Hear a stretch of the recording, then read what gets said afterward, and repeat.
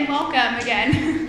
My name is Megan Smith. I'm the president of Boilermakers for Life, one of the co-sponsors of this debate this evening. And I'll just introduce my friend. Hi, my name is Tim Wintering. I am a co-chair of the debate this evening as well.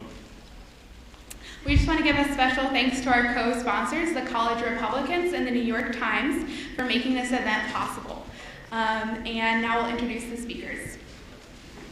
We'd especially like to thank our debaters this evening, Dr. David Sanders and Mr. Seth Drayer. Dr. David Sanders will be representing the pro-choice position. Dr. Sanders is chair of the Purdue University Senate, a member of the Federation of American Societies for Experimental Biology Science Policy Committee, associate professor at Markey Center for Structural Biology at Purdue University, and a West Lafayette City Councilor. Mr. Drayer is the Director of Training of the pro-life organization Created Equal. Mr. Drayer was last year at Purdue in 2014 debating Dr. Webb, a communications professor. Mr. Drayer has appeared on the Sean Hannity Show and Fox and Friends in 2014.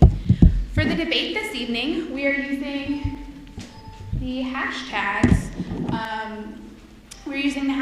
Drayer v. Sanders, and also, or you can tweet at ProLifePurdue, and I'll see if I can get that on the screen in one moment so you can see that. Thank you. So those are, if you have questions during the debate, we will have an official Q&A session at the end, but if you come up with questions during the debate and you would like to tweet at us, feel free to use that hashtag or our handle. We are also having a pre-debate survey, so if you would, please type in that your URL. We would just like to get a little audience participation to know what your position on abortion is now, and we'll also have one at the end of the debate. So it's anonymous. We're just looking for our to know what our crowd is this evening. So we'll give you a moment to do that. Oh yes.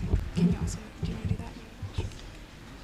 And just while you're doing that, I'll introduce our moderator. And while you're doing that, I'd like to introduce our moderator tonight. Our moderator for the evening is Mr. Alan Bunning.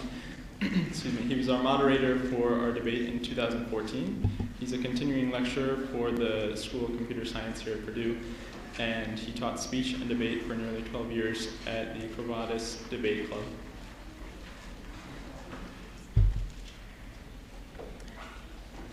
All right, Mr. Bunning. Thank you.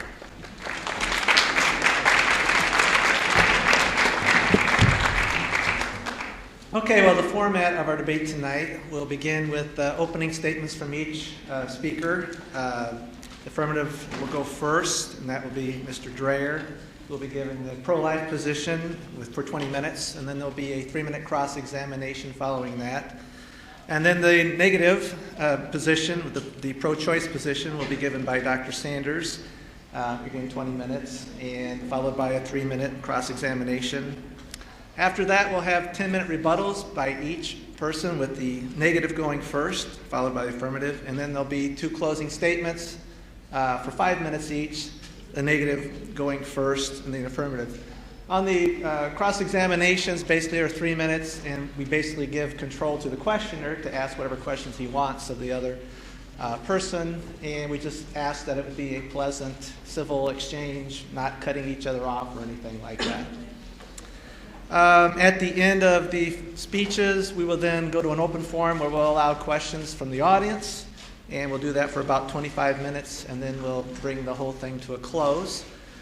With that being said, then, we would like to turn it over to Mr. Drayer to give the affirmative speech. I would also like to point out the affirmative gets the first word and the last word of the speech. And you say, well, that doesn't seem fair, but that is actually the normal procedure for a formal debate, and basically the theory behind it is that the affirmative is the advocate of change, and so they get the first word and last word. So with that being said, we'll turn it over to Mr. Drayer here for opening remarks.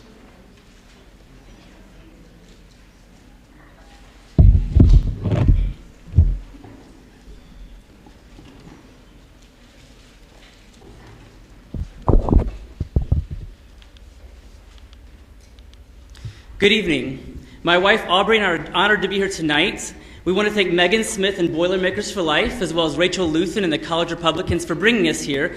To be honest, I was surprised to be invited back, because I would have thought inviting a speaker to Purdue who has a degree from IU would have been the true moral injustice. But I guess it just shows how open-minded you all are. I also want to thank Dr. Sanders for joining in tonight's debate. Dr. Sanders has a national reputation, which includes exposing unethical actions inside the scientific community. And based on that, I think Dr. Sanders and I have a vital point of common ground. We both believe that the scientific community, and by extension the medical community, is not above principles of morality. Tonight, you will decide whether elective abortion follows or violates that morality. Last year, on the day after Christmas, my wife, 2 kids, and I jumped in our minivan and turned on the holiday music and went over the river and through the woods. Where? To grandmother's house, of course. But as our day was filled with anticipation and hope, a nightmare was unfolding for another family. In Shrewsbury Township, Pennsylvania, police gathered outside a small home, causing neighbors to peer outside their window. They'd often seen Sherry Schermeyer and her 1-year-old son, John, playing outside. What could have gone wrong? It was the unthinkable. Sherry's lifeless body was found dead upstairs with a self-inflicted gunshot wound. Her son, John, who should have been playing with Christmas toys, was also found dead. He'd been suffocated with a pillow. Law enforcement concluded that Sherry had killed John, then taken her own life. But why? Well, hours earlier, Sherry explained on Facebook. Addressing her husband, Sherry declared, "You will never see your son again. You don't deserve to have a son. You are a nasty man. I'm tired of crying, of being threatened with divorce, of being physically ignored, of being emotionally abused. I'm tired of it all." Now, whether you came tonight pro-life or pro-choice, I hope we can unite in our sympathy for Sherry. This was a woman driven to desperation by a cruel man. And yet, in spite of our sympathy, I hope we can also agree that in spite of the circumstances, it was wrong for Sherry to kill her son, John. Why? Because it is wrong to intentionally kill innocent humans. And similarly, while we must have compassion for pregnant women, this should no more drive us to condone abortion than it would drive us to permit the killing of young John, because both victims are innocent human beings. And that is why my goal tonight is to affirm our resolution that elective abortion is a moral injustice. Here's my case. First, to intentionally kill innocent humans is a moral injustice. Second, elective abortion intentionally kills innocent humans. And 3, therefore, abortion is wrong. Now, if we agree that it was wrong for Sherry to kill John, we already agree on that first point, because it was wrong to intentionally kill an innocent human like him. To say Sherry should not have used her hands to suffocate John is not an infringement on bodily autonomy. Government rightly limits what we do with our bodies by saying husbands shouldn't beat their spouses, parents shouldn't kill their children. Or maybe an illustration closer to my home, perhaps former Hoosier coach Bobby Knight has a right to throw chairs, but he should not throw chairs directly at you and harm you. So if we agree upon the first statement, what about the second? To weigh that premise, we have to ask 2 questions. First, is the preborn human? And second, does abortion kill her? If we answer affirmatively, then we must accept the conclusion which follows logically. Now, there is more to Sherry's story than the wrongness of killing her son, John. And we would do well to ask other questions, like maybe what systems of support were lacking to better understand Sherry and help other women in similar tragic circumstances. But while Sherry's story may be complex, the moral question, whether it was wrong to kill John, was not. Because he was an innocent human, it was wrong. And tonight we're discussing that moral question. On the flyer for tonight's event, there's a quote from Dr. Sanders reading, "Men telling women what to do with their bodies is a moral injustice." Now, I entirely agree with Dr. Sanders. I think Dr. Sanders and I are both pro-choice when it comes to what women do with their bodies, how they cut their hair, if they get tattoos or not.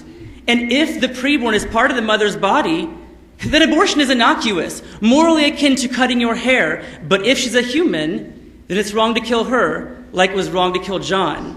And so our first question, is the preborn human? This is a scientific question demanding a scientific answer. Religion and philosophy may inform how we value something, but what something is, whether a rose, a dog, or a human, that's a scientific question that is established scientifically. And the data from the science of human embryology is clear. From the earliest stages of her development, the preborn is a distinct, living, whole human. The process of fertilization is the results in the creation of a new human being. Prior to sperm-egg fusion, you have two parts of two greater wholes. Sperm is part of the father, ovum part of the mother. Then fertilization, those two cells essentially die, giving up their genetic material to create a new one-celled entity, the zygote, that is biologically living. But now what kind of zygote is it? Because we have feline zygotes, canine zygotes. Really, zygote is just a label for a stage of development. Well, because living things reproduce after their own kind, cats, when they sexually reproduce, create cats, and dogs make dogs, we know we have a human being after a human sexual reproduction. So that one-celled zygote is very young, but her immaturity has no bearing on the kind of thing she is. She's a member of the same species as her parents, Homo sapiens. If you pick up an embryology textbook on a fine campus like this, you'll see what I just told you borne out as fact. Here's just two examples. The Developing Human by Drs. T.V.N. Prasad and Keith Moore. They write, a zygote is the beginning of a new human being. Human development begins at fertilization. Or, Drs. Ronan O'Rahilly and Fabiola Mueller in Human Embryology and Teratology, they write, fertilization is a critical landmark because under ordinary circumstances, a new genetically distinct human organism is thereby formed. In fact, the scientific evidence is so clear that many sitting in Dr. Sanders' seat on that side of the debate concede the point. Peter Singer is a champion of the pro-choice movement, a bioethicist from Princeton, and he writes in Practical Ethics, it is possible to give human being a precise meaning. We can use it as the equivalent to member of the species Homo sapiens. In this sense, there is no doubt that from the first moments of its existence, an embryo conceived from human sperm and eggs is a human being. So is the preborn human? Yes. Distinct, living, and whole. From the beginning of her existence at fertilization, there is then no essential change to who she is. Now, I bet many of us can remember being in school and watching those awkward videos named things like Our Changing Bodies, about the radical changes we'd experience in puberty. But none of those radical changes affected your humanness. And the same is true with the preborn. She'll gain body parts and abilities, but who she is, her humanness, will not change. So the preborn is human, but does abortion kill her? Before Roe v. Wade, Planned Parenthood, in their pamphlet, said, yes, abortion kills her. In their 1963 pamphlet, Plan Your Children for Health and Happiness, they write, an abortion requires an operation. It kills the life of a baby after it has begun. That's Planned Parenthood. But let's not take their word for it. I'm going to show you a diagram of how abortions happen. I'll warn you, it is graphic. This is a suction curettage abortion, the most common procedure in the first trimester. This is from Nucleus Medical Art and Medical Imaging Company. After the cervix is forced open, a hollow suction tube is inserted. What happens when you suck something soft through a tiny tube? It's ripped apart. And as she's dismembered, she dies. This is a dilation and evacuation abortion, most common in the second trimester. In Reproductive Health Matters Journal, Dr. Lisa Harris writes about doing these procedures while pregnant herself. She writes, I felt lucky that this one was already in the breech position. It would make grasping small parts, legs and arms, a little easier. I grasped an extremity and began to pull it down. I could see a foot hanging from the teeth of my forceps. With a quick tug, I separated the leg. Precisely at that moment, I felt a kick in my own uterus. There was a leg and foot in my forceps and a thump in my abdomen. Instantly, tears were streaming from my eyes. Harris concludes, there is violence in abortion. Dr. Warren Hearn, who also performs abortions, has said no one who has not performed this procedure can know what it is like or what it means. I suppose he's right, but we can get an idea by watching it. Abortion supporter and feminist Naomi Wolf has written this: the pro-choice movement often treats with contempt the pro-lifers' practice of holding up to our faces their disturbing graphics. But how can we charge that it is vile and repulsive for pro-lifers to brandish vile and repulsive images if the images are real? To insist that truth is in poor taste is the very height of hypocrisy. You're about to see what abortion does to the young humans we've been discussing. And I warn you, it is graphic, because abortion is graphic. And as I show you the reality of abortion, I want to also stress there is good news too. You do not need to be a Christian to oppose abortion. You'll note my case tonight is not hinged on Scripture, but as a Christian, I can share not only bad news that abortion kills vulnerable humans, but also great news, that I believe every one of us can experience real forgiveness. God doesn't merely overlook the wrongs that we do. His Son, Jesus, was punished instead of us. And if we believe in Him, we are forgiven. So I'm not standing here tonight condemning anyone who's had an abortion, because I too sin against the same infinite God and require the same forgiveness. Instead, I bring good news. If you feel guilt, you can be forgiven through the work of Jesus Christ.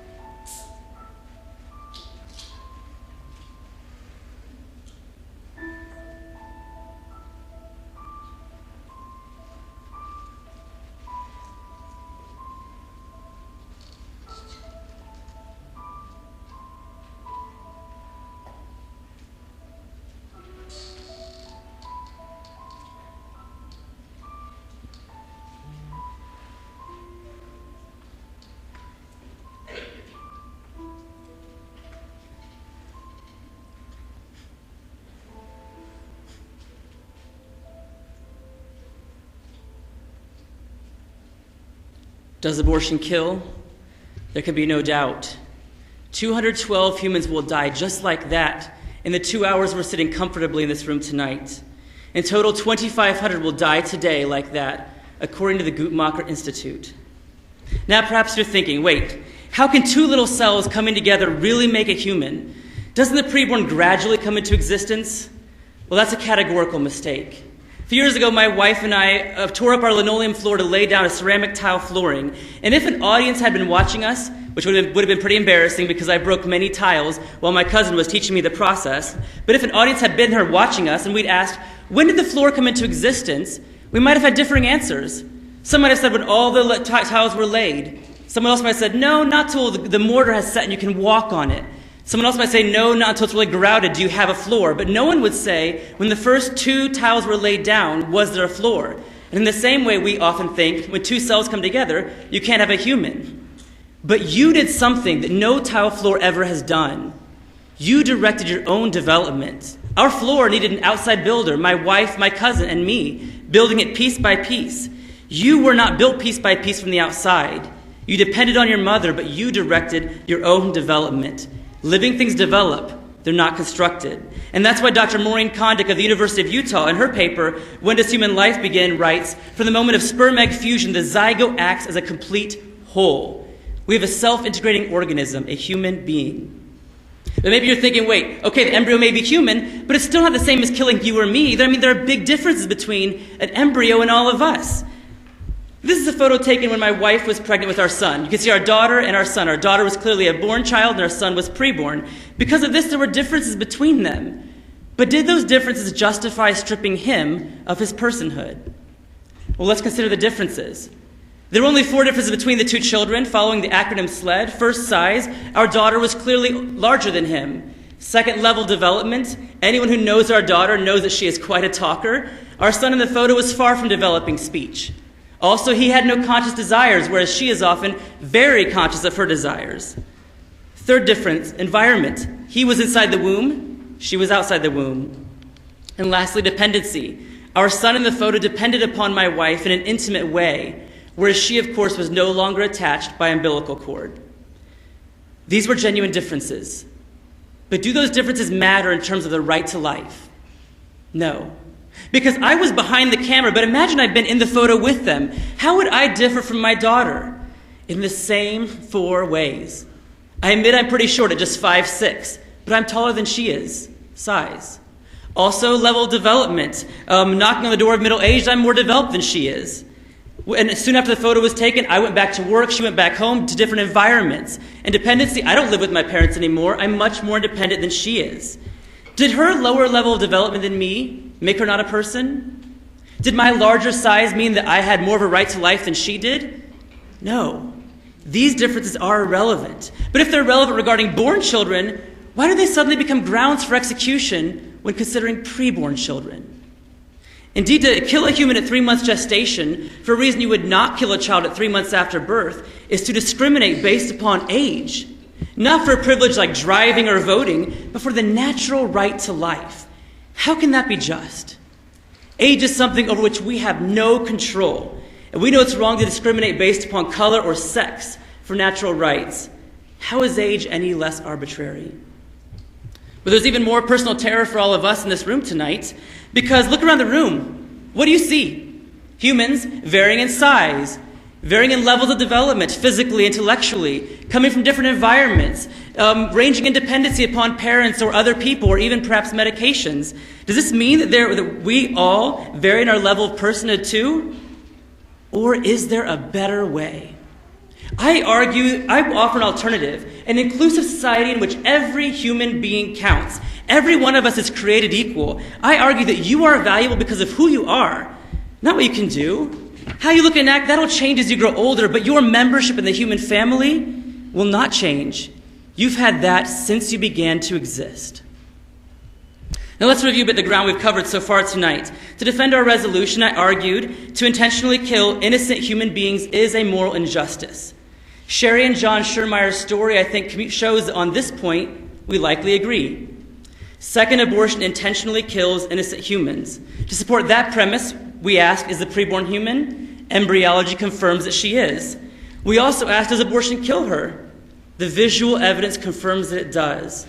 We therefore conclude abortion is a moral injustice.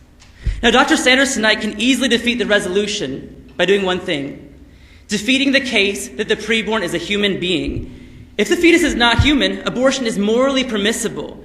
But it's not enough to assume she's not a human. That kind of a claim demands evidence. Also, attacking those who oppose abortion instead of the case I've given, that won't defeat our resolution. What matters is not the color, gender, size, or age of those people speaking tonight. What matters is the evidence. So as you listen, ask yourself, who has better evidence to answer the question, what is the preborn? Appeals to bodily autonomy also won't tear down the resolution, because we all agree Sherry Schurmeyer had a right to her body, but that right ended when she used her hands to kill John, because John was a human being. So again, the definitive question is, what is the embryo, human or not? Less than a month after the tragedy of Sherry and John Schurmeyer, another baby was born, who had also faced tragedy, but with a different ending. Baby Keena was 12 days old this January when her mother, Shelby, was cuddling her upstairs in their Wyoming, Illinois home. Shelby was putting things on Snapchat saying how much she was loving these mommy moments. But suddenly the house erupted in flames. When rescuers arrived, they found Shelby dead upstairs, but newborn Keena was nowhere to be found. They looked outside and then saw something on the ground. It was Keena, alive. In the heat of the moment, Shelby had strapped her in a car seat and dropped her from the second-story window, saving her life before she herself died from smoke inhalation. These two mothers, Sherry and Shelby, faced different circumstances, but both were tragic. Tonight we don't cast stones at one and deify the other, but it would be disingenuous to say that their actions were equal. One chose to take her child's life. The other fought for her child's life. Shelby shows us the better way. If you know someone who's had an abortion or who's considering it, you know the circumstances can be hard, even tragic. But what should we do when we speak to those individuals? Should we encourage them to follow Sherry's example and eliminate their children? I think there's a better way.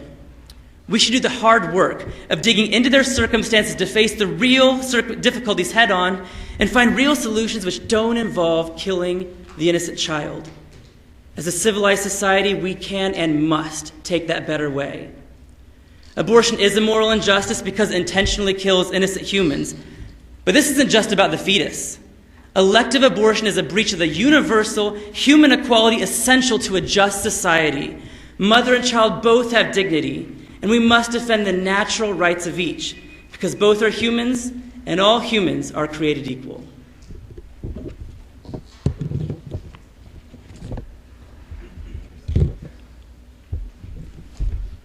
So I have limited time, so please answer each question. There's a microphone if you like, Dr. Sanders. Okay. Is biological evolution a fact? Is biological evolution a fact? Yes. I am open to seeing the evidence for that, but I am not convinced it's a fact. Yes or no? I can choose how I want to answer the question. I would say that I have not seen conclusive evidence for biological evolution. I only have time for one-word answers. I've said and phrased these things so you can answer. I'm happy to answer. Do human beings and chimpanzees have a common ancestor? I'm sorry? Do human beings and chimpanzees have a common ancestor? I have not seen conclusive evidence to that Is fact. the age of planet Earth approximately 4.5 billion? It could be. Is global warming real, and is it caused mainly by gases generated by human activity? I've seen evidence for climate change. I do not know to what level humans are responsible. Is a human liver a distinct biological entity? A human liver is not, unlike the preborn child, which is a distinct, living, whole human. If you take a liver out of someone, you've not killed someone. You've taken out part of a human. The fetus is a whole human. I'm sorry. Is a human liver a person? I'm sorry? Is a human liver a person? No, it is not. It's part of a person. Is zygote a human liver? The human zygote is not a human liver. The human zygote's a whole being. Cell a human liver? I'm sorry? Is a human liver cell a human liver? Is a human liver cell a human liver? Cell a human liver? A human liver cell would be part of a human liver. Is it a human liver? It is not a complete human liver. It's part of a human liver. Is an acorn an oak tree? An acorn is a part of the oak family, a very young member of the oak family. Not a tree. It's a part of the oak family. In your opinion, is abortion murder? Abortion, if you just define murder as intentionally killing innocent humans, yes, abortion is murder. Have you ever compared abortion and the Holocaust with an emphasis on their similarities? Today is Holocaust Remembrance Day, so it's a good thing to speak about this. The Holocaust was a time when persons were stripped of their personhood. It does not mean the injustices are the same. What we have are two instances where humans are being stripped of their personhood. Do you support abolition of the death penalty? I'm sorry, Do elimination? you support abolition of the death penalty? I support, what I'm opposed to is innocent humans dying on death row. Do you consider a fetus a child? Yes. Should human zygotes be considered as dependents for U.S. tax purposes? You can talk about the inconsistencies about society, about claiming people on taxes, but what matters is not, does society recognize humans? What matters is, are they human beings? A woman who, for known physiological reasons, cannot support implantation of an embryo into her uterus, guilty of manslaughter, she engages in sexual intercourse that leads to conception. You're asking me a question that when a human being is in a very... The status of all forms of contraception is legal. Do I support all forms of contraception as legal? If you have true contraceptive, which is a contraception... Of in vitro fertilization, as they've been practiced in the past and present in the United In vitro fertilization, by definition, does not kill human beings. It's often the practice which kills humans when many are discarded after they've been created. Do you support the Black Lives Matter movement? I am very much opposed to people with black skin being denied their natural rights. Absolutely, I support any effort to defend The them. Black Lives Matter movement. I'm sorry? The Black Lives Matter movement. Do you support that? I'd be happy to answer the question. I support any efforts to defend the natural rights of people of any color. Can a distinct individual human being come into existence by any other natural means than fertilization of human egg by human sperm?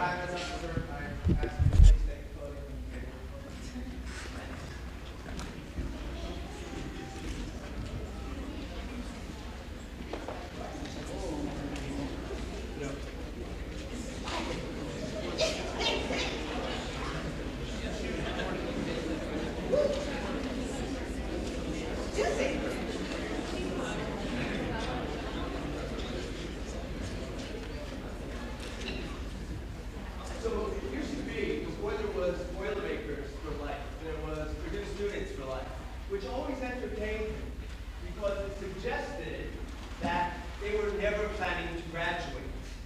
And I always wondered whether their parents were aware of their college plans. The irony of this particular event, where you have two men debating what happened to a woman's body that's not a state. And I will say that I have the feeling that I wasn't necessarily the first choice of the Boilermakers for life. Give this compliment to Best Woman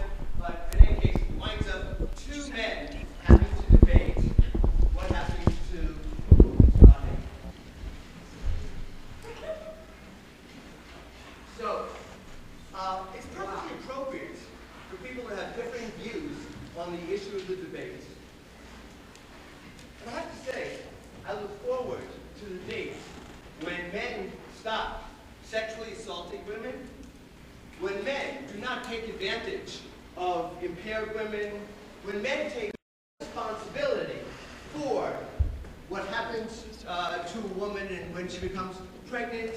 I'm looking forward to the day when men use contraception appropriately so that they don't impregnate women. I'm looking forward to the day when people treat women with the full respect that they deserve. I will be addressing my remarks solely to those theocrats who wish to use government force to impose their religious beliefs and practices on others. There's been a completely cynical use of science here tonight. As you've just heard, the speaker actually rejects basic facts of science. He's only using science cynically to advance his particular political and theocratic agenda. He doesn't actually believe in science. He's only using science in order to promote his own position. And this is a typical use by theocrats, by members of political parties, where they use science. They don't look for the facts and then come to a conclusion. They look for the particular facts that they agree with and then try to use them to promote their position. Okay? That's what's happening here. So there's no science to back up. He doesn't even believe in science. He doesn't understand the first thing about science. And so anyone who starts off by telling you that science says that a human's life begins at conception is lying to you. And you should not listen to anything educational that that person has to say, because it simply isn't true.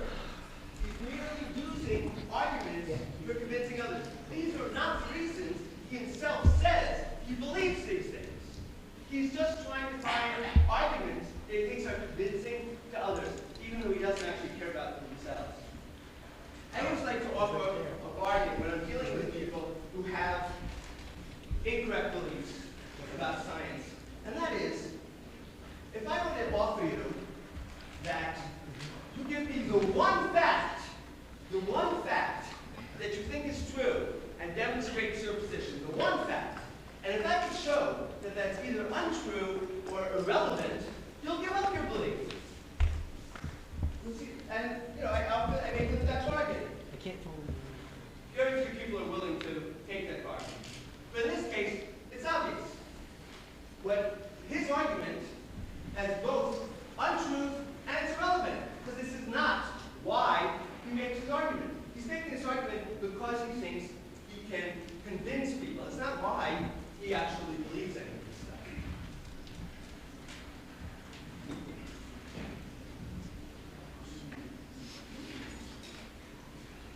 When does the human liver begin?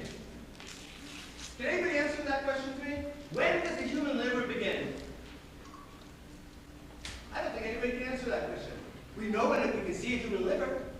We've already heard the human liver is not a person. Yet where does it begin? Well, it begins with the zygote. Is the zygote a human liver? Is a human liver cell a human liver? No, it is not. There's no good reason to believe anything else on the basis of what your speaker has said to you so far. He's told you that abortion is murder. Look around you. Look at all the murderers around you. Okay? Some people are already murderers, according to him. Some of you will be murderers. You don't realize it now, but you're going to be murderers later on. Your sisters are murderers. Your mothers are murderers. Your cousins are murderers. Your aunts are murderers. Okay? All of this is true. I do not believe we live in a society of murderers, but he does. Furthermore, he has made the comparison between abortion and the Holocaust, which implies that all women who've had abortions are Nazis, and anyone who doesn't stand with him is a Nazi. It's not people who have the abortion, right? Not all Nazis actually kill people. Not all Nazis kill people. There are lots of Nazis who participated who made the killing possible. Everyone who doesn't stand with him is a Nazi. So, a lot of Nazis out there. I don't believe that, but that's what he says. Let's think about what would happen. The goal here is to make abortion illegal, to make it considered as murder. That's the goal here that's trying to be achieved. Let's think about that. What's going to happen? You know, people have had abortions. Republicans have abortions. Democrats have abortions. Your mother has had abortion. Your sisters have had abortion. Some of you have had them, or you will in the future. You know what's going to happen? What we're going to do is make it so that people who are poor have less access to abortion. The rich, they're going to continue to go out of the country and get their abortions if necessary. So all you're going to do is, once again, produce another form of discrimination, okay, against poor women. Good job. Furthermore, what you're going to do, you could prevent this. You could have, for example, uterine checks of everybody leaving and entering the country. Everybody in childbearing age, you could check the uteruses to see whether there's a fetus in there. Okay, that's how we could potentially take care of that problem.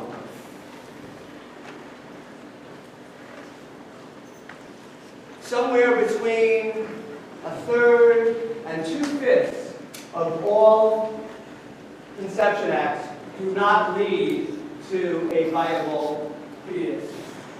Okay, or a birth. Somewhere between 1/3 and 2/5. That makes God the greatest abortionist, and therefore the greatest murderer. This group, Created Equal, is responsible for the racist posters that promoted racist posters. They were responsible and they celebrated the racist posters that occurred on this campus to shame black women. They were responsible and they celebrated it. Furthermore, they also celebrated the lies that were propagated against a Purdue employee. They were responsible. I've seen it on their website. Okay, they tried to take some of it down, but they are responsible for the lies that were propagated against a Purdue employee.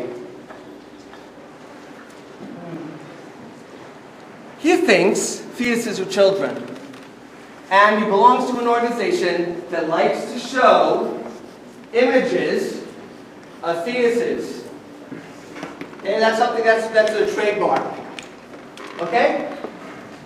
What would you call the public display of a naked body of a child?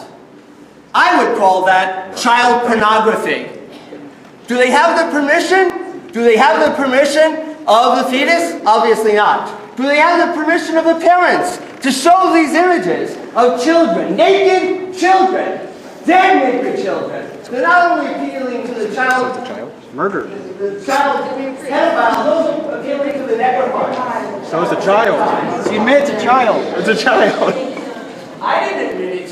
I'm using his language. He thinks it's a child. I do not.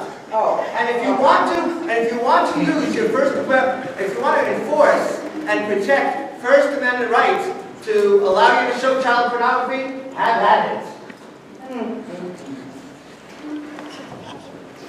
So, it turns out that not all people who share this same narrow-minded view about abortion and about a woman's right to her own bodily integrity. For example, it's often said that Jews are conflicted about abortion, and that's because Jews do not believe a fetus is a human being until it's graduated from medical school. But nevertheless, this is a highly cynical use of religion. Highly cynical use of religion. It turns out the Bible does not tell you that abortion is murder. It doesn't have anything of the sort. I was going to ask this young man here whether he actually spoke Hebrew Aramaic or Greek? I anticipate the answer is, in fact, no. That he doesn't actually have any reading knowledge. So anything he'll tell you about what the Bible says, it'll be based on a sectarian translation, a sectarian commentary. He doesn't actually know what it says. I do. I read all those languages, as a matter of fact. Okay. So it turns out that your religion doesn't demand this. Finally, what is this really all about? This is all about power.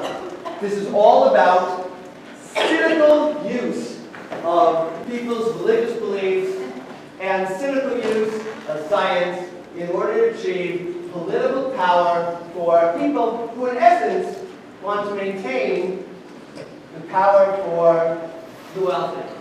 That is what's really going on here. One political party has decided, in order to maintain its political power, that it's going to try to take these so-called moral issues, gay rights, transgender rights, and use them to manipulate people's essential biases against people who are gay or women to their political advantage. And it's a completely cynical use.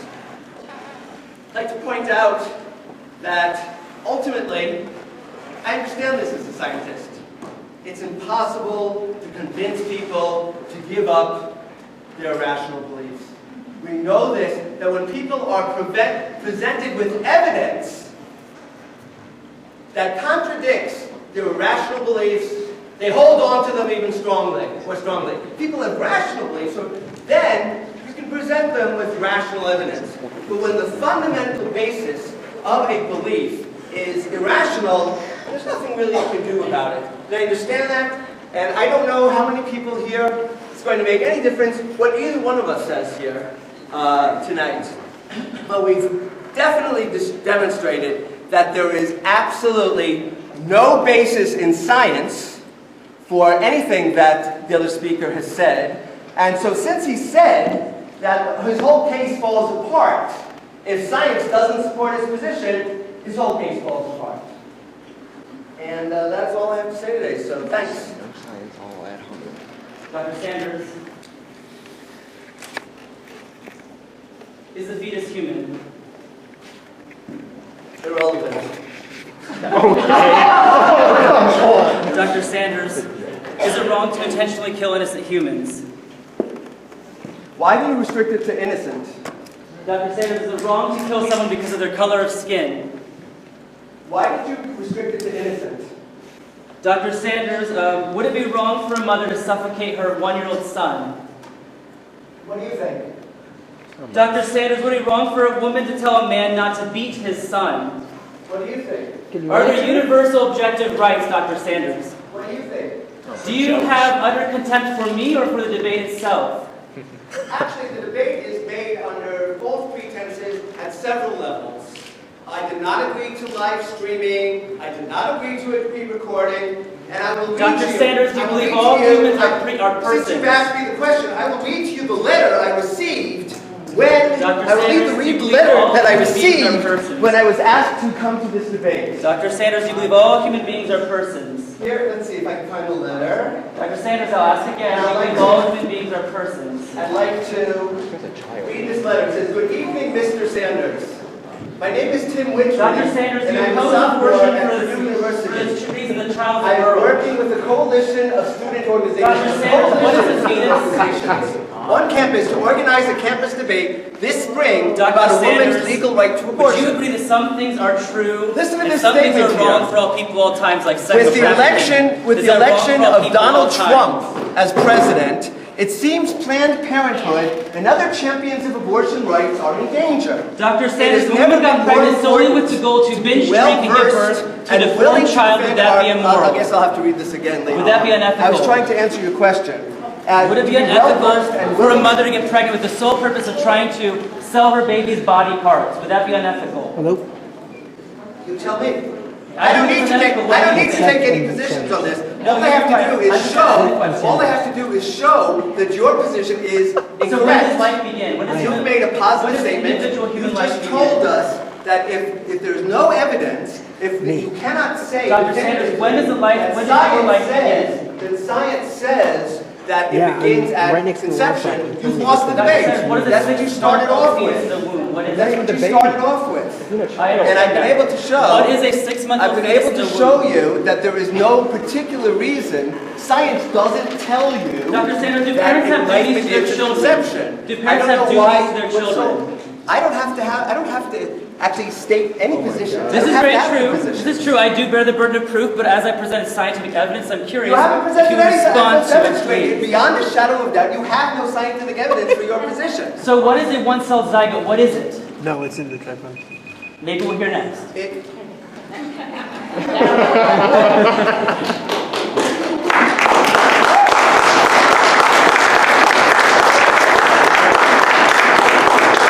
Actually, you're back up. I waived my rebuttal. I'll use it at the end. Yep. You don't get it at the end, you use it now or you lose You'll it. see. Go ahead. You're a child. No, don't So he's forfeiting his rebuttal. We'll hear from the affirmative side.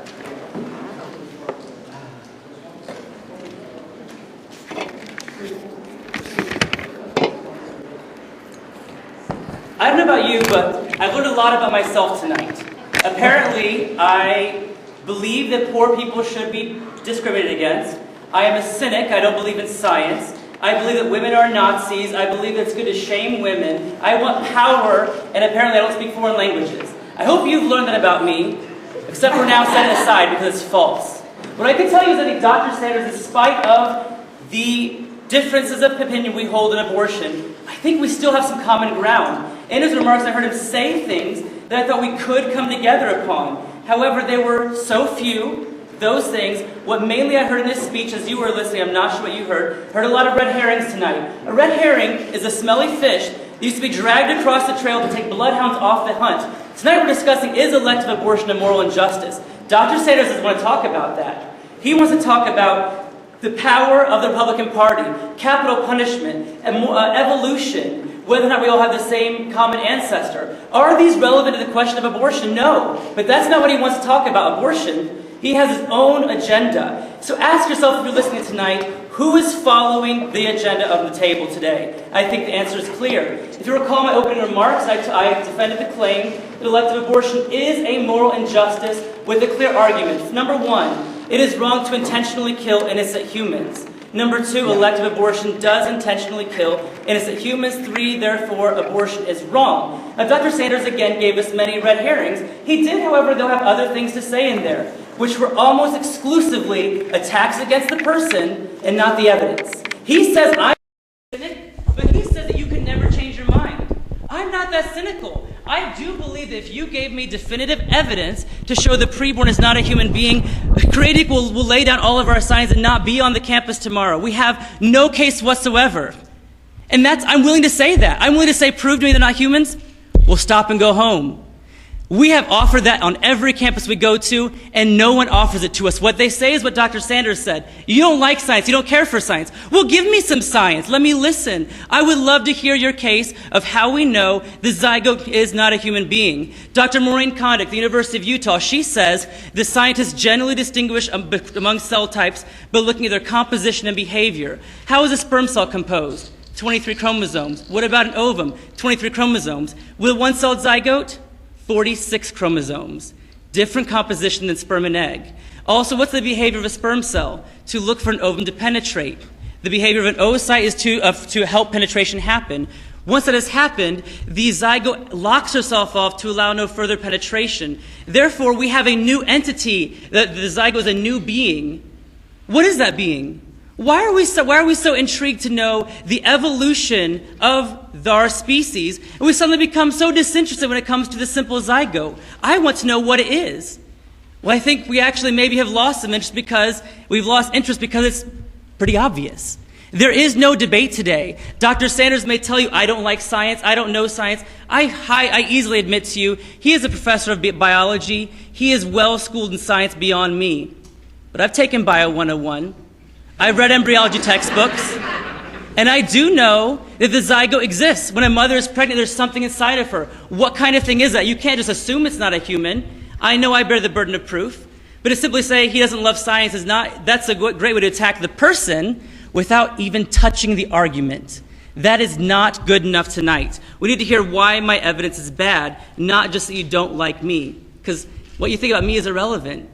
What you think about the babies who are dying, that's what matters. Dr. Sanders also said God is the great abortionist. If you think that miscarriages justify abortion, you would have to hold the same for born humans and say because humans die naturally, God must be the great executioner, and therefore we can kill anyone we want. But people dying naturally does not justify killing them unnaturally. Babies who die by miscarriage does not mean you can go kill any preborn human you want to. Just like people dying in hospitals across the city tonight does not mean that you can go kill anyone you want unnaturally. Dr. Sanders also says the Bible doesn't condemn abortion. He's right, the Bible does not say elective abortion is immoral. You know what it also doesn't say? Lynching African Americans is immoral. It doesn't say killing people because of their ethnicity is immoral. But you know what the Bible does say? The Bible says in Genesis 1 that all men are made in God's image. It later says after the flood in Genesis 9 that anyone who shed man's blood, by man will his blood be shed. God gives protection to the class of human beings. So the Bible condemns human slavery, lynching African Americans. The Bible condemns lynching African Americans. It condemns killing someone because of their ethnicity by inference, not by declaring it. It doesn't have to say elective abortion is wrong. It's inferred from the rest of Scripture. But tonight we're not asking, what does the Bible think about abortion? Again, you'll note I have not hinged my case on Scripture. We're asking, is elective abortion a moral injustice? When I asked Dr. Sanders, is it wrong to intentionally kill innocent humans? What did he say? It's irrelevant. What does that say to you? The pro-choice movement does not care if that is what they believe. It does not matter to them whether the fetus is human. They want abortion to be legal regardless. Well, who is not open to falsification here? I am saying if you can prove they're not humans, my case falls apart. What about the other side give the same benefit? They let us falsify their views. Do you really think tonight that it is okay to intentionally kill innocent humans? That is the question you must ask. It's up to you. Now, Dr. Sanders also said men should bear responsibility. I agree. But why is it one-sided? As Christopher Casler has said, no man has ever gotten off of paying child support by saying the condom broke. We expect him to pay child support if he engaged in the action to create the baby. That's what we accept. That's what we believe. Why do we suddenly say it's okay for women to kill the child, though? If men should pay child support, how is it permissible for women to kill the child? Why not say both men and women both have responsibilities to the children they create? Wouldn't that be true equality? If you're playing baseball outside and the ball hits your neighbor's window, you can't say to your neighbor, I consented to baseball, not to breaking your window. You have to pay for the window. And if you engage in sex and create a baby, you must deal with the consequences in a healthy way. Parenting, adoption, those are ethical choices. Killing is not an ethical choice. So Dr. Sanders tonight, one of his biggest attacks, though, against me was that I am a man. Is that relevant? I ask. Francis Beckwith says, arguments don't have genders, people have genders. I have a gender. I'm interested in the fact that Dr. Sanders assumed my gender in the 21st century. Nevertheless, I will happily admit that I am a man, but that is irrelevant. You don't need experience of something to know that something is wrong to do. I am not a woman, of course. I'm not a woman. I could tell you that a woman beating her daughter is wrong. I'm not a man. I'm not a woman. I'll never be a daughter. But that is wrong to do. I'm not a slave owner, but I can tell you it's wrong for men to own slaves. You don't have to have experience to know something is wrong. I asked Dr. Sanders, would it be wrong for a woman to tell a man not to beat her son? He wouldn't answer the question, but we think that's a good thing for a woman to tell a man not to beat a son. So why is it wrong for men to tell women not to dismember their children? What matters here again as you're listening, as you're watching tonight, remember what this comes down to is a very simple question. There are a lot of ways people want to cloud the debate with all these secondary issues, all these red herrings to get you off the trail, but we are asking a very simple question. Is elective abortion morally permissible? Is it right or is it wrong? If you think that the fetus is not a human, and you don't have good reasons for it, at best, your agnosticism ought to condemn abortion. If we don't know if the fetus is human, abortion is wrong. If you're driving home tonight and you see a pile in the road and you see a coat over the top of it, you don't know if it's a pile of leaves or a human, you don't run over the top of it unless you're confident it's not a human. If you don't know, you err on the side of caution. So if we don't know if the fetus is human, we should not allow abortion. But we do know. Again, the science is pretty clear. Well, this is not like ancient Greek where they used to think that the sperm carried the human and the egg simply nourished the human that was a part of the sperm. We know that's not true. We have greatly advanced in society. We have ultrasonography, embryoscopy. We can watch in the womb in ways that others only could dream of. We know that what is in there is a distinct, living, whole human. Dr. Sanders merely says, I don't like science. Well, that's not enough. He needs to say how my science is wrong. What am I saying that's incorrect? Please correct me, because I don't want to propagate lies. But this is not a debate about the facts of biology. That's settled. You see what the debate is here is a difference of ideology. Here's my ideology. We're all equal. Take it or leave it. You may not like it. You can reject equality. That's your choice. But if you believe in equality, that means every single human, not just those like you, the preborn other, too. Thank you.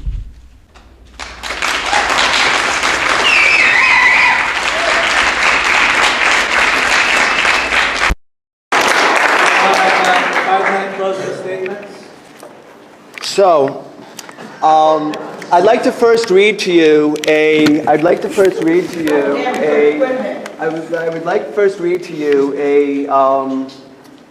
an email that I received in order for me to participate in this debate. It says, "Good evening, Mr. Sanders. My name is Tim Wintering, and I'm a sophomore at Purdue University. I am working with a coalition of student organizations on campus to organize a campus debate this spring about a woman's legal right to abortion. With the election of Donald Trump as president, it seems Planned Parenthood and other champions of abortion rights are in danger. It has never been more important to be well-versed and willing to defend our positions on abortion than it is now. College students are the leaders of tomorrow, and it is now that we mold our beliefs on important social justice issues such as abortion. I am hoping to bring together student organizations such as Feminist Action Coalition for Today, Purdue American Association of University Women, and Boilermakers for Life as co-sponsors to talk about this important issue." So and so forth. No identification as this person is a member of Boilermakers for Life or the College Republicans. I was brought into this debate under false pretenses. It doesn't exactly say, but it could be, it sounds like this person is trying to sound like they're actually pro-abortion, and some of the other emails tend in that direction as well. So this is, what I'm pointing out is that these are fallacious arguments, deceptive arguments. I've demonstrated beyond a shadow of doubt, just with my liver example, that a liver exists. People can say, this is a human liver. It's not a cat liver, it's not a gerbil liver, it's a human liver. Is it a human being? We've established that it's not a human being. But somehow, a human liver comes into existence. Is a human zygote a liver? No, it is not. Is a human liver cell a liver? No, it is not. So, when does the liver come into existence? I don't know. But we can say it again, it's a liver. Okay? There's no particular reason not to say the human zygote is a liver. If eventually it's going to become a liver, so why shouldn't it be called a liver? So, when you said this difference in ideology, I don't have any ideology. I don't express any ideology. I don't need an ideology. All I need to do, as he has said many times, is to demonstrate that his logical argument that science says that life begins with conception is factually wrong, is also irrelevant to why he wants you to believe this. He wants you to believe this because he's a theocrat. He believes that religion should be imposed on other people. If you ask him about his other positions on other issues, you will find that. The fact that he rejects the basic facts of science shows that he's just picking and choosing. He doesn't actually want to use science. I've demonstrated that the one fact he thinks is correct is in fact wrong. And furthermore, he doesn't even have to believe in science. It's cynical. It's totally cynical to rely on science when the scientific argument essentially makes no difference to his position. If it turns out that that scientific argument were false, he wouldn't fold up. That's absolutely not true, because he's being paid to make this argument. He's trying to push this theocratic position on all of you. And I know most of you came because you're members of these various groups. Good for you. I'm sure I can't convince you otherwise. But I can make the very strong argument, he's lying. He has not demonstrated his point. Science doesn't say that. It really can't say that. Just because you don't know when something originates doesn't mean you don't know when it's there at the end of the process. So that's really all I have to say. I'm looking forward to your questions. The final point that I'd like to make is that I was wondering, why me? Why was I asked to participate in this debate? Actually, don't talk about abortion. It's not like something that I speak about. So why was I asked? I can probably tell you. I was singled out here to talk about it because I'm a Democrat. I'm a Democratic civil councilor. I'm probably one of those prominent Democrats in the city of West Lafayette and at Purdue University. I've also spoken very strongly for immigrant rights against the racist government we have in the federal administration right now. I've been a very strong proponent for speaking the truth rather than what we have from the Republican Party and from the current administration, which is nothing but lies. That's why I was selected for today's presentation. It's nothing to do with abortion. It's really they're trying to gather material with their live streams and with their recordings so they can use it against me. That's the purpose of this video, because it's a complete sham. It's a complete sham. The issue is not, is this a moral problem? It's whether it should be legal, whether it's murder, whether you guys out there are Nazis. That is what this really is about. And that's all I have to say.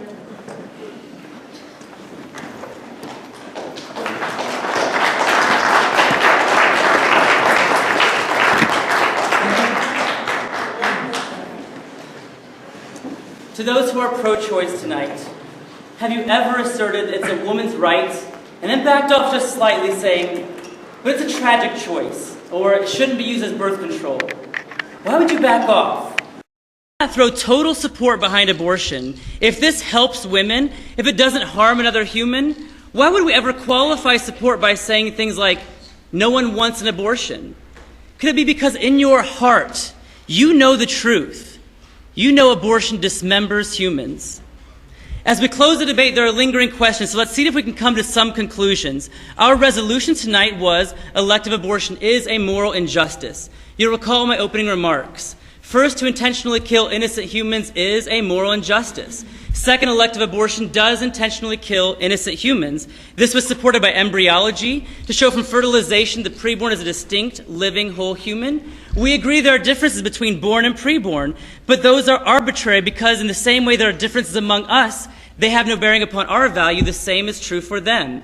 The visual evidence confirms that abortion kills these innocent humans. Therefore, we can conclude tonight elective abortion is a moral injustice. And I did say my entire case would have fallen if Professor Sanders would defeat the scientific case that life begins at fertilization. But what did we get in response? We had great contempt for me and perhaps for the debate itself. We did not see any scientific evidence or argument against my position, except one maybe, saying that a liver is not a human. I wholeheartedly agree with this. A liver is a part of a human. That's part. You are a whole human who has a liver that's part of you. That is a difference. Your liver's whole being is directed by being part of a larger human. Your brain is directing your development, your growth as a self-integrating organism. That zygote is directing her development on her own. She is a whole being. I'm not saying she's part. She's a whole being. He may have contempt for me. What about actual embryologists? What are his views on them? I could quote textbook after textbook. Here's Langman's embryology. Development begins with fertilization, the process by which the male gamete, the sperm, and the female gamete oocyte unite to give rise to a zygote. Or essentials of human embryology. Human embryos begin development following the fusion of a definitive male and female gametes during fertilization. This moment of zygote formation may be taken as the beginning or zero time point of embryonic development. What about them? Let's hear reasons against what they have to say. Since there's been no empirical evidence to prove they're not human, the preborn, I think that we must accept my second premise, and that abortion is an injustice, unless those humans just aren't equal to us. In an op-ed Dr. Sanders wrote this year recently in Journal and Courier, he argued for principles Purdue must keep. And reading it, I found myself in agreement with much of what he had to say. I was struck most by these words. We are committed to the principle that diversity in all of its manifestations is not simply tolerated, but embraced as the major contributor to the human experience. All of its manifestations? Well, that would include diversity of age, wouldn't it? If Dr. Sanders truly believes in these words, how can it be just to kill boys and girls who are just younger than us? What about you? You have a conscience. When you watched the pictures on the screen, what emotions were conjured up? Grief, embarrassment, guilt, anger? What if I showed pictures of open heart surgery? You might have felt disgusted, but you would not have felt the same deep offense. And that offense is evidence that you know what I know, that abortion is wrong. Dr. Sanders can call that child porn. Pornography is designed to create a sexual stimulation. Photos of these babies who have been killed, photos of African Americans lynched, photos of the Holocaust victims, those are not created to give sexual stimulation. They are pictures of reality. But you know that it's wrong to dismember humans. I think that's why we feel that offense. You know it's wrong to discriminate against someone for something they can't control. And that knowledge is why many abortion supporters want it to be legal, but say it's tragic. Are you one of those people? If so, pick a camp. You can't straddle the line. There's no neutrality. The state either recognizes preborn babies as human beings or deems them fit for execution. And the same is true for our views. You can't have it both ways. Don't defend abortion generally and then condemn sex-selective abortions. Don't say it's a woman's right and then say, but it should not be used frivolously. Don't support those who rip babies apart and then get suddenly a tone of moral superiority to condemn abortionist Kermit Gosnell, who kept baby parts in jars. And also to those who are personally pro-life, don't say I'd never do it, but it should be legal. That is passively defending the killing. You must either revel in the bloodshed or stand against it. But don't believe you can carve out middle ground. There is none. If you feel offense when you see the photos, perhaps you know where you belong, on this side, defending babies. But there's only one way to have true equality for all humans. That is to stand tonight and finally say together, all humans matter, regardless of age, regardless of skin color, regardless of sex. Can't we all say finally, all humans matter? Because we know that all humans are created equal.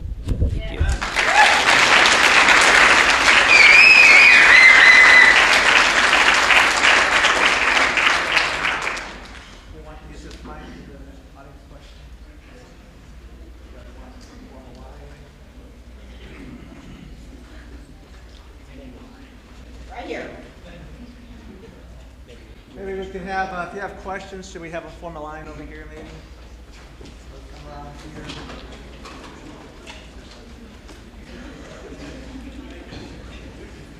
All right, rules for questions, you need to keep them short and sweet. This is not your opportunity to preach a sermon or anything. I'll cut you off if you go on and on and on. We want to give both our speakers an opportunity to respond. So if you directed at one, the other one is allowed to make an additional comment from his point of view. Hi, my name is Gina Danny. I graduated from Purdue University in 1990. I'm a Democrat, but after today I may become a Republican.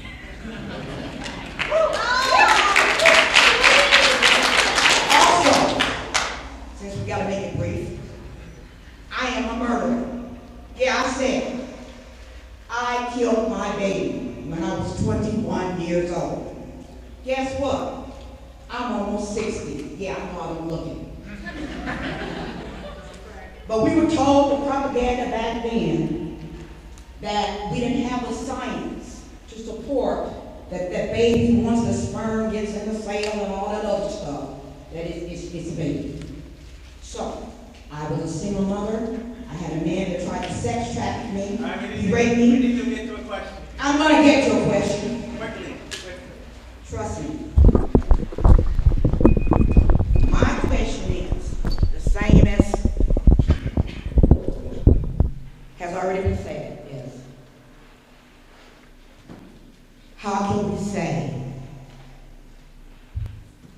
soon as that sperm hits that cell, it's not a baby. It is. That's my question. How can you say it? How can you say it? Is that what Dr. You're not instructed anybody. Do we both get to respond? Would either of you like to comment on that? I'll comment. I'll say also just briefly regarding the point that Dr. Sanders mentioned earlier about murder. My point was that it is intentionally killing innocent humans, but even parents who kill born children don't get always the same charge. There's first-degree murder, second-degree murder, manslaughter. So each action of killing a human, born or preborn, would need to be evaluated by a court of law. But we common citizens, we, as Christopher Casler says, we can have a fixed position of what is immoral to do, while leaving up to courts to decide what is the fitting charge. So we're not saying that every abortion, if abortion is illegal tomorrow, would be first-degree murder. It is up to a court of law to determine that. My point is it's intentionally killing innocent humans.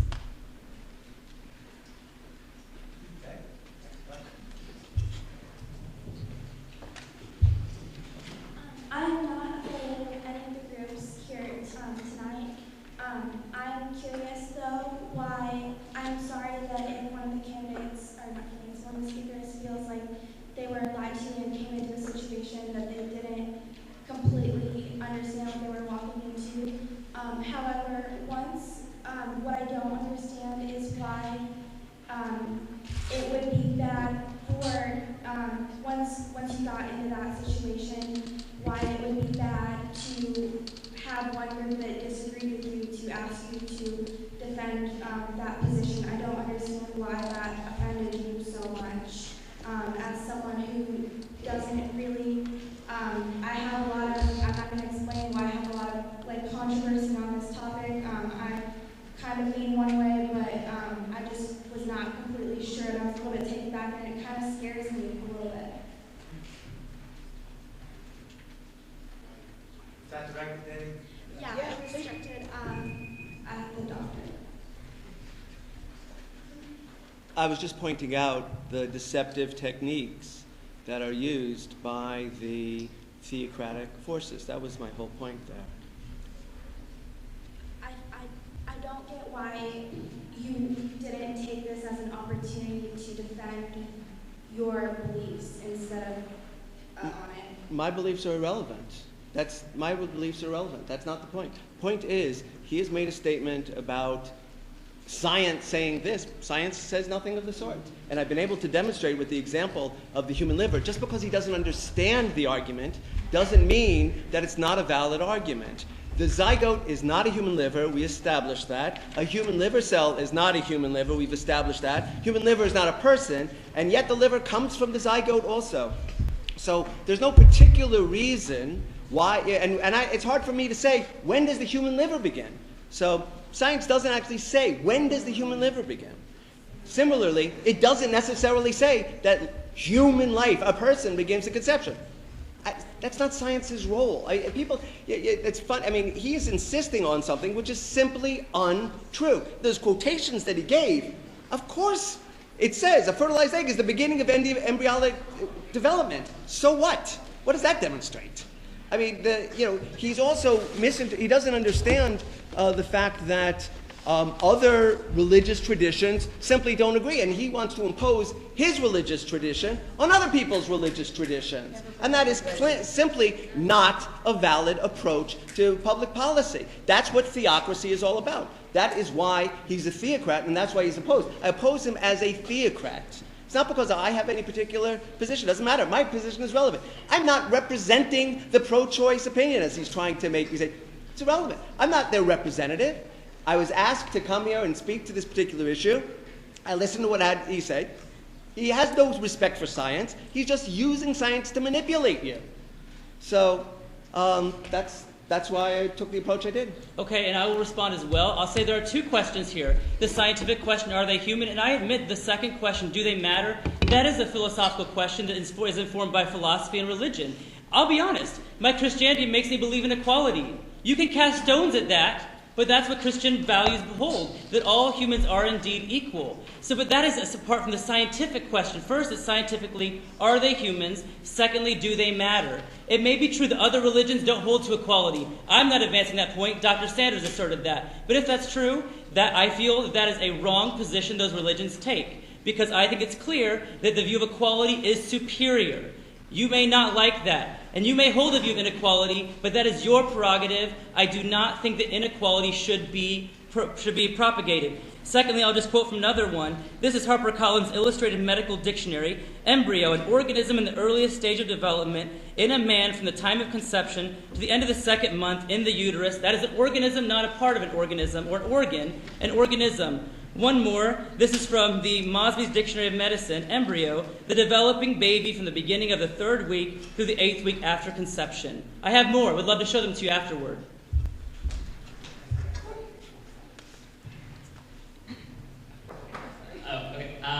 Thanks for both of you for coming here. I'd just like to start off with that.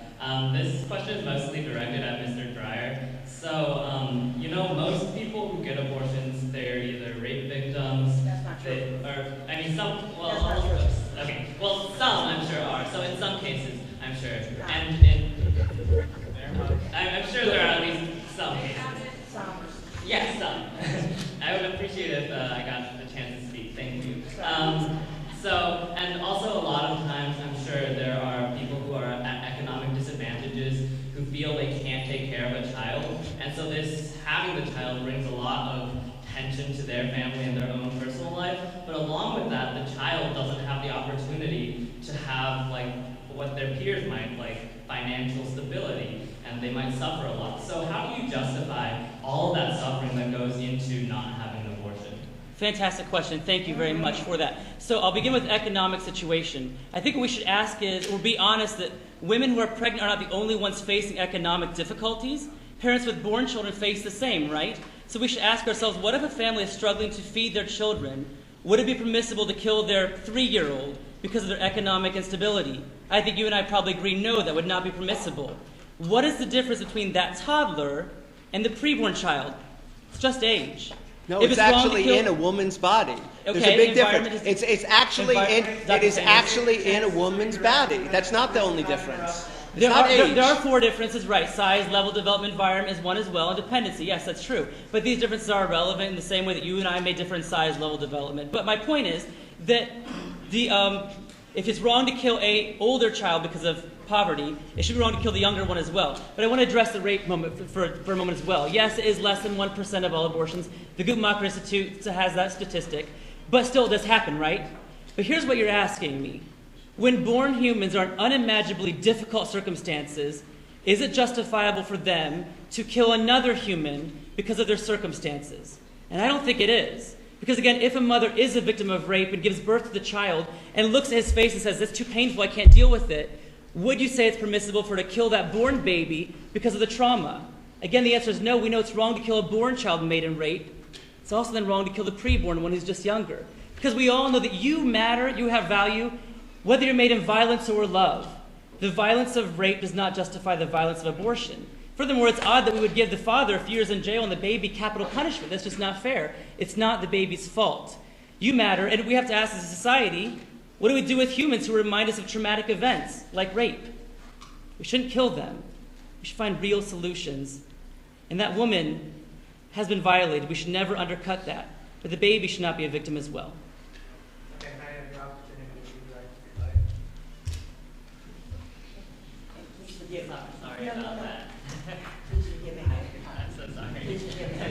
First off, I just want to point out that there are a lot of false dichotomy fallacies in both the arguments. I don't think that this is a one or the other type of argument. So with that, I think that we can all agree that abortions are not something we want more of. However, as a male-bodied person, as a man, it is not up to me whether or not when we get to do the bodies. That's why I'm pro-choice. So if abortions are not something we want more of, can we agree that we should unequivocally throw support behind providing contraceptives, safer sex materials, towards all of those things that prevent the need for abortion or prevent the instance where abortion might be desired? Is that for me? Sorry. Either one. Do you want to go first, Dr. Sanders? Okay. I appreciate your reference to the fallacy of the false dichotomy. I'd love to discuss that later, but your question had a fallacy in it as well. You beg the question. You say that we shouldn't tell women what to do with their bodies.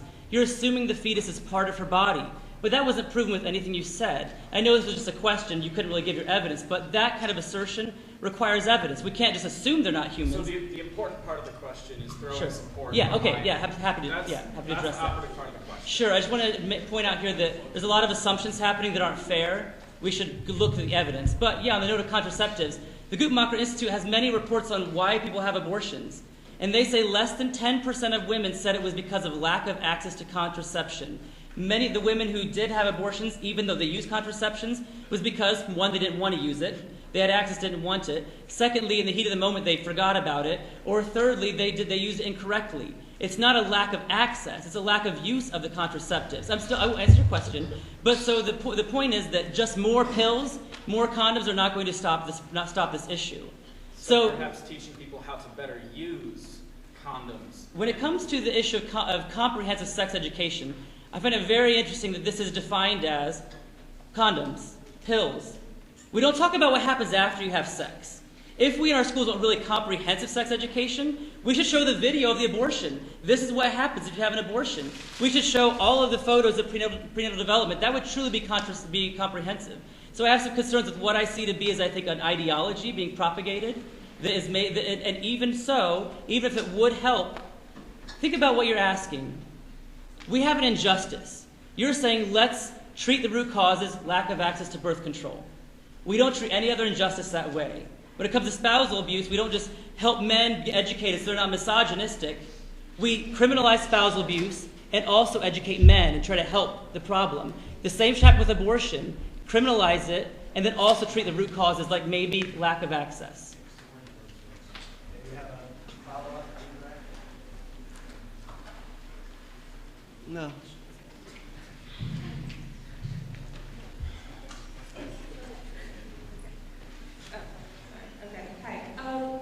Dr. Sanders, so you've stated that Mr. Drayer does not respect science, does not believe in science. As I understand, you base that on some of his reviews regarding other scientific issues such as evolution, wisdom of being a theocrat. So real quick for reference, I just wanted to say, I am a Christian. I do respect the separation of church and state. I am also pro-life, and here at Purdue I study ecology, evolution, and environmental biology. I believe in evolution, I believe in an old earth, and I believe in anthropogenic climate change. However, I don't think that makes my scientific view on the pre-born more or less valid. I think that we should base that on the evidence we have for that subject, and Mr. Drayer provided multiple citations from textbooks, from published papers, even from professors supporting his views. So my question is, could you please provide a citation, like from a peer-reviewed published article, for instance, stating even that a zygote at the earliest stage is not, or is anything other than a whole living human organism? Could you please provide such a citation? So the first point is that theocrats believe that a quotation actually demonstrates something, that a quotation demonstrates some sort of fact. Quotations don't actually function in that way. All a quotation is a nice way of phrasing something. They don't demonstrate that science says something. It's just a quotation. It doesn't actually provide any useful information. Furthermore, as I said, the example of the human liver shows us exactly that you cannot, science doesn't make those sorts of statements. The whole organism comes from the same origin as a human liver cell or a human liver. They all come from the same. They all must be, if they all started with zygote, they must all there. There's a liver there, there's an eye there, there's a brain there. They're all there somehow, but no scientist would say that a human zygote is a human brain or is a human liver or is a human blood cell. No scientist would say that. And the point is, scientists, they may use this language. Yes, an embryo, a human embryo, is a developmental process from a human zygote. Sure, that's fine. But, what's the big deal? The second point about your particular beliefs, I'm not, as I stated right up front, people can have legitimate differences about their particular beliefs. I just happen to think that you shouldn't be imposing them. And the people such as Seth here and other people who are using this as a political issue, who wish to impose this. People can have whatever beliefs they want about these issues. That's terrific. What they're trying to do is to impose their narrow, theocratic beliefs that they think their religion actually demands when it doesn't. They're trying to impose that on the rest of society. That's what we're talking about here. That's what we're talking about, the fact that lots of the people here in this room and outside this room are murderers. The fact that lots of people in this room are not, and the only good people, right? He said it himself. You're either with us or you're against us. You've got to pick a side. The side of this, that's a theocratic argument par excellence. We have the truth. We have the truth. Nobody else has access to the truth. If you don't stand with us, you're opposing the truth, and that's it. That's what theocracy is all about. Everybody is entitled to their opinions. That's fine.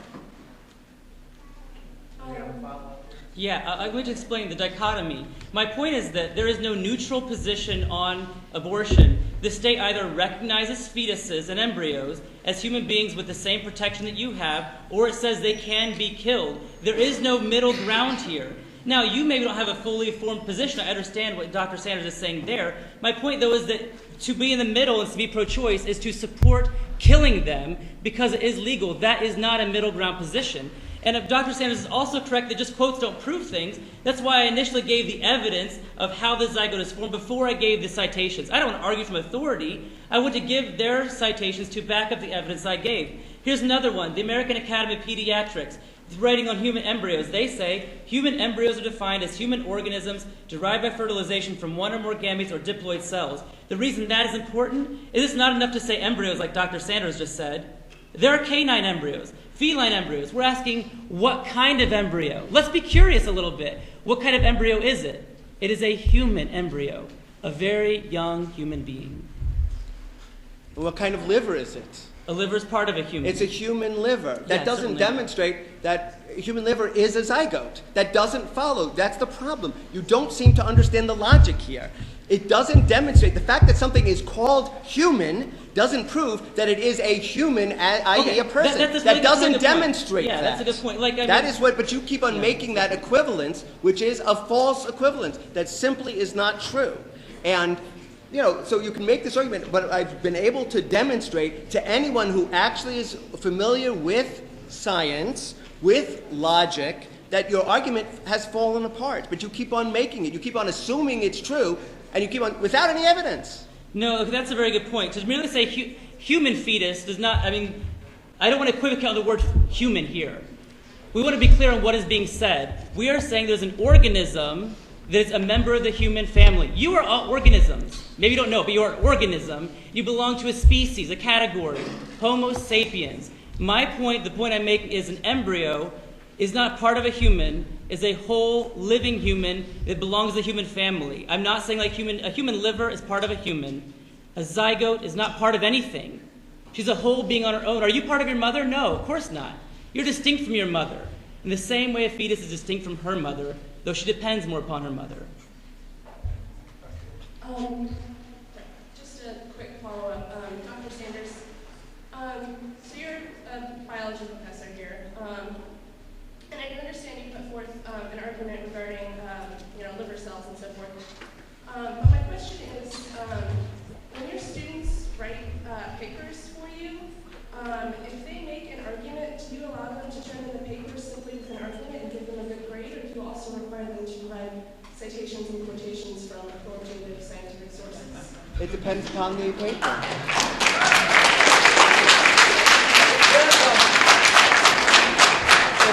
If the argument merely requires logic, then no. Why should it? Well, I haven't really followed your logic regarding livers. I think Seth is that a zygote is an organism, but the difference between a zygote and a fetus and an embryo. A zygote is an embryo and an embryo. He stated it without any evidence. And you're preventing a lot of other people who want to ask questions.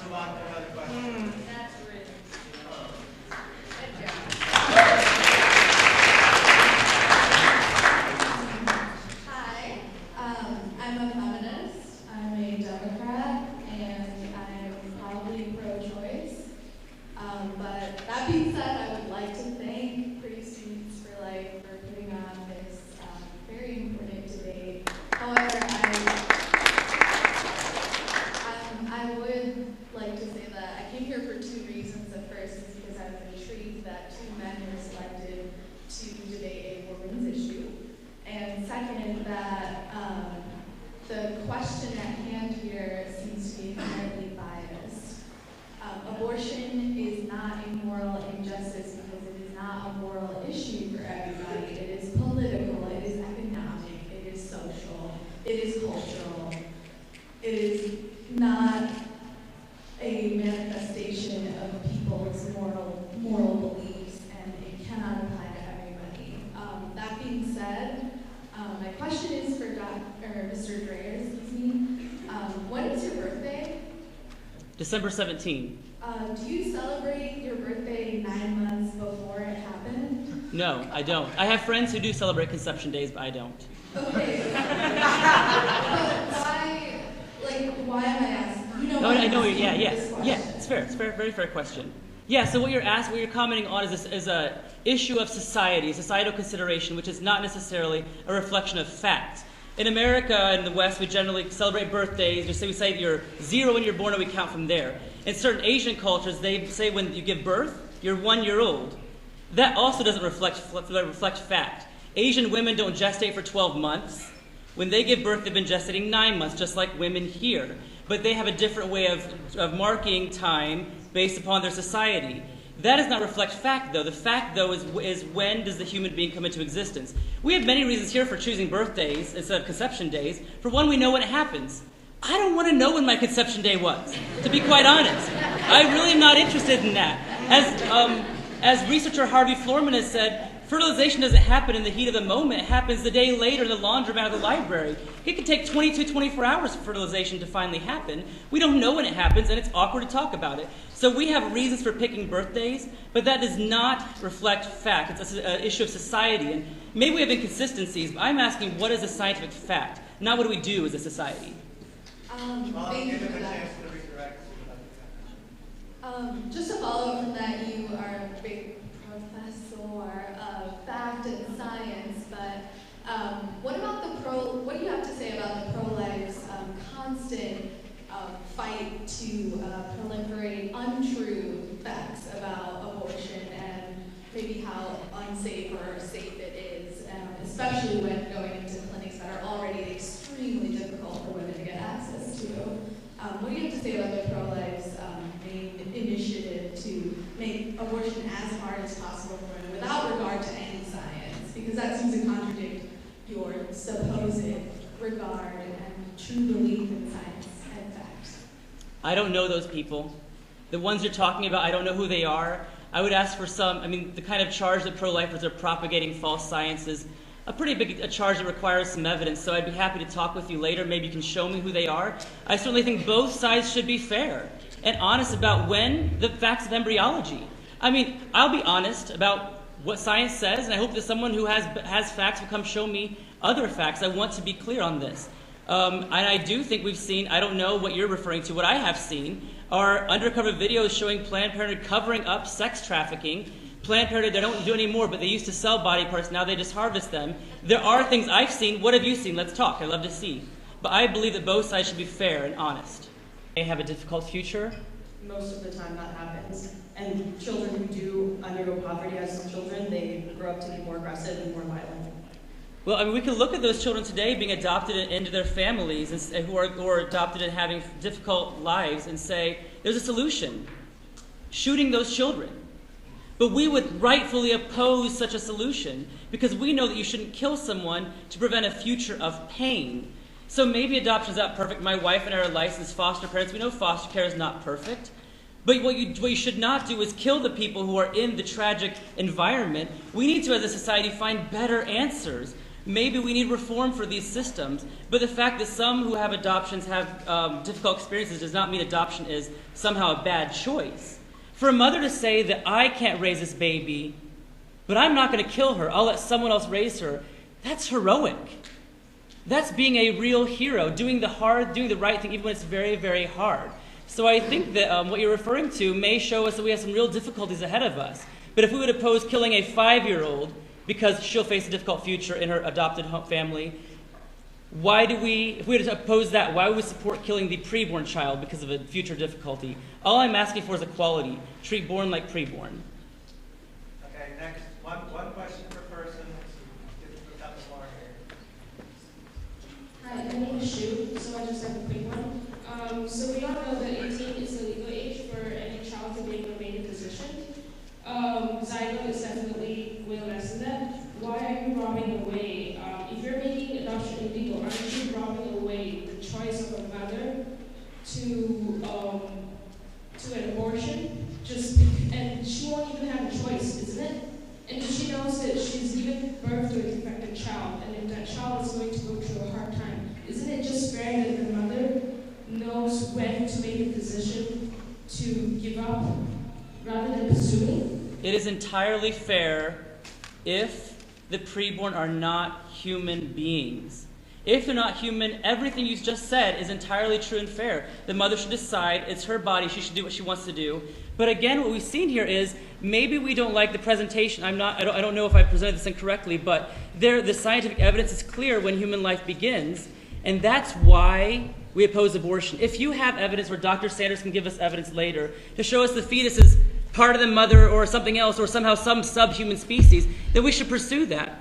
But it's pretty clearly established the fetus is biologically living, responding to stimuli, metabolism, things like that. We go deeper into that, and has to belong to some category, and that is the species Homo sapiens.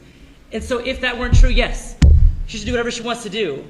But if that child is part of her body, we should not allow the killing of her any more than we allow the killing of a born child. Everyone is a human being, but only until after 18 you're allowed to decide legally. Then what is your point now? Well, you mean the fact the mother can't have an abortion because she's underage?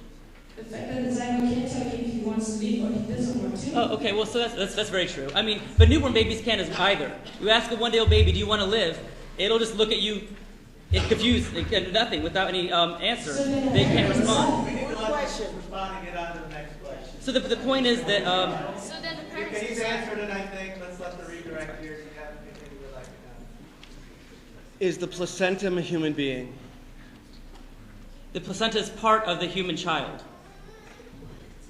The placenta shares the DNA of the child, not the mother. The child will later shed the placenta in the same way that children shed their baby teeth. That doesn't mean your teeth weren't part of you. You just don't need them anymore. You shed them. The same with the preborn fetus. Okay, good. Right, so we're not going to be able to get to all of these here, but let's take two more, and then if you got questions, you can ask us. I have really one answer to the question and the one answer. Is that okay? Question. It'll be like. No, I'm going to let the next guy get to the next question. So one question, pick which one's the best one. Okay, all right. So my name is Mitch. I'm a technology major, so sort of like the opposite end of the spectrum.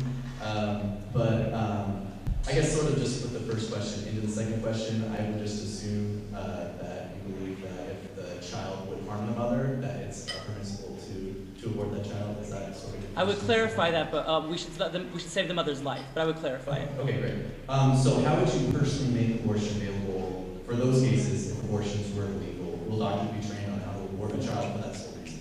Well, so you don't go to an abortion facility if your life's in danger because of waiting laws, that kinds of things. You go to a hospital, and that's where they would handle this. So when the mother's life is in danger and you act to save her life, you foresee the baby's death, but you don't intend her death. That's the distinction. You are justified in taking an action to save one human's life, foreseeing someone else will die, but that is distinct from intending to kill someone and foreseeing their death. Like if this room's on fire and I'm running out of the room and I drag someone behind me, I see someone else laying in the flames dying. I have knowledge they will die. I foresee their death. But I don't intend it. The fire intended it. If I shoot them, I not only foresee, I also intend their death. And that's the distinction. So even before Roe versus Wade, women could have life-saving procedures to save their lives when their lives were endangered by the baby or by the pregnancy. Salpingectomy, you could take up part of the fallopian tube housing the baby to save her life. But remember, the only reason the baby dies, in that case, is because we lack technology to keep her alive. If we could save both, we would. It's just simple triaging, right? You only have enough medicine for one patient. Ask who will respond to it more likely, and that's the person you give the medicine to. If it's after viability, after 22 or so weeks, you would go to the hospital, do an emergency C-section, take the child out, and try to save both. It's just before viability where the baby will die. You foresee it, though you don't intend that death. Thank you. If I may, theocratic alternative fact, Roe versus Wade did not make abortion legal in the United States. It made it legal throughout the United States. Abortion was legal in many states before Roe versus Wade. And we often hear statistics about, well, in 1972, such and such, there was not only such, abortion was actually legal in much of the United States already. So I'd be willing to bet a fair number of you didn't actually know that. Maybe you did, but I know a lot of people don't. So it shouldn't be, that these sorts of things are presented as, before Roe versus Wade, there were no abortions. It was possible, to have an abortion under just special conditions. That's not true. There were places where there were legal abortions. I have one more question, and then you guys can ask them afterwards. My question is about development. It's directed more toward Dr. Sanders, it's okay. Sanders, Dr. Sanders. Yes. So you gave the argument of the liver cell. You can't differentiate like one liver cell. Does that count as a liver between whole liver? But one thing that is obvious is it's the one liver cell turns into two liver cells and then 3, 4, and they replicate as cells do, and it's just part of development. So what I'm trying to ask is, what stage in development do we actually start valuing human life? Do we value it as infants, toddlers, adolescents? Because obviously those people aren't fully developed. So I mean, you could make the argument that basically what we judge as a legal and moral abortion is based completely on someone's perception of who is the most developed.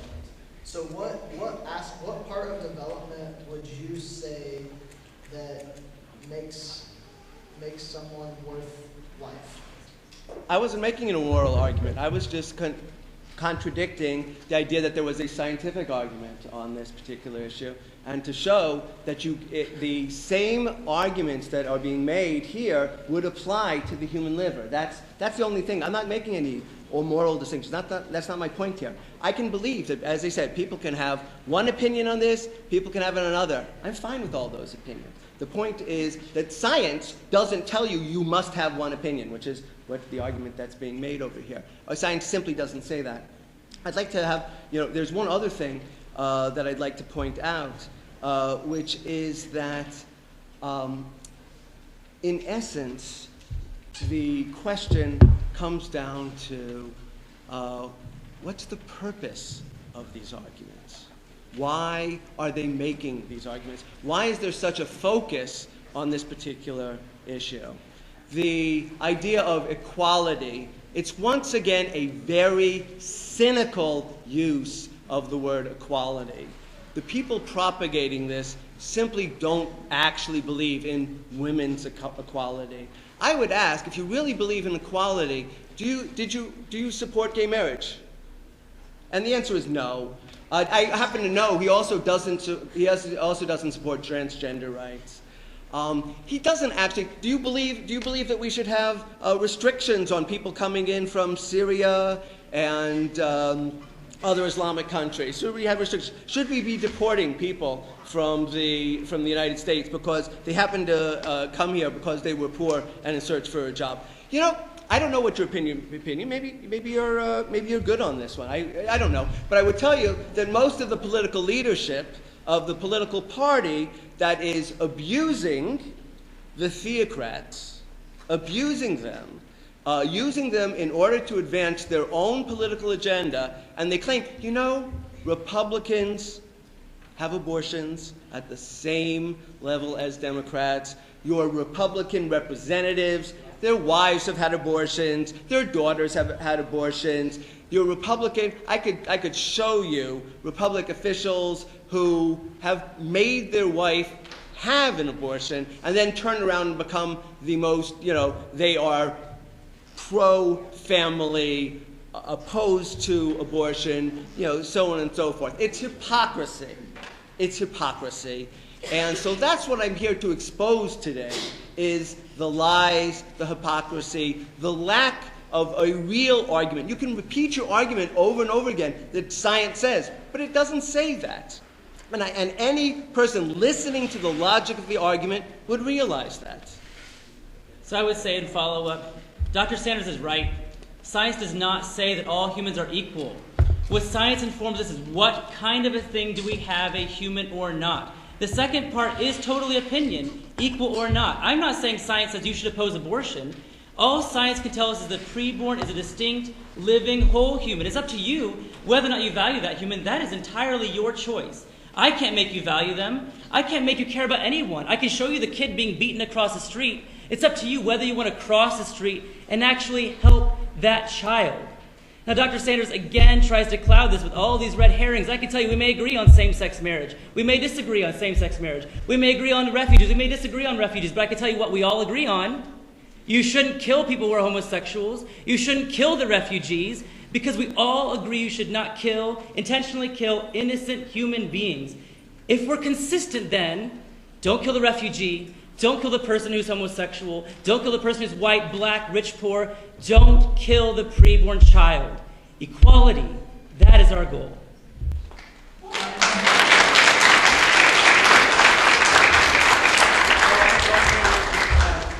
Most speakers would probably stick around for a while. For those of you who weren't able to get your questions answered, they would probably be going to Zoom to you. Otherwise, I thank you for a healthy debate. Do you have any final words here? Yes, thank you everyone for coming tonight. We do have a quick post-debate survey.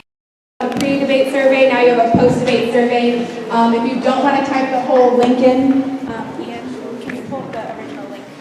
if you don't want to type the whole link in, you can actually go to our Facebook event page and it's right there, so you can just click on it, or you can type in the link. Please do fill it out. Even if your position did not change one iota, we would love to know. We'd like to thank Dr. Sanders and Mr. Seth Drayer for representing the pro-choice and pro-life positions respectively, and we'd also like to thank Mr. Alan Bunning for coming out and moderating our debate. And we'd like to thank you guys, the audience, for coming out to engage in this civil discourse tonight. So as Megan said, please fill out our survey. And thank you all again for coming tonight. Have a great evening.